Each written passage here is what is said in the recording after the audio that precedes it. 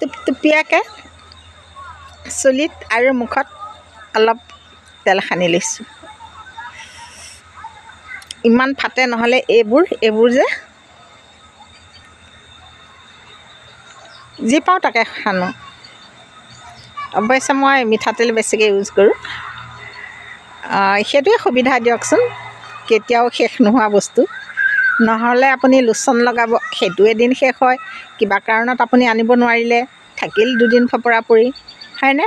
কেতিয়াবা আপুনি সেই বডি অইল আনিব, সেইটো পাৰালৈকে আপুনি সানিলে শেষ হৈ গ'ল, সানিব নোৱাৰিলে, আকৌ ফপৰা পৰি থাকিব, মিঠাতেলকণোহে সানিবলৈ নহয়। সেইকাৰণে মই মিঠাতেলেই সানো। আমাৰ মায়ে এষাৰ কথা কয়,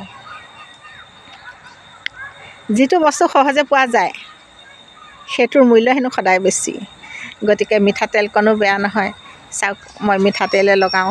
বতৰটো আজি ডাৱৰীয়া কাৰণে মুখখন অলপমান বাৰু ক'লা ক'লা লাগিছে, নহ'লে বতৰ মুকলি হ'লে বাৰু মুখখন ভালেই দেখিলে হয়।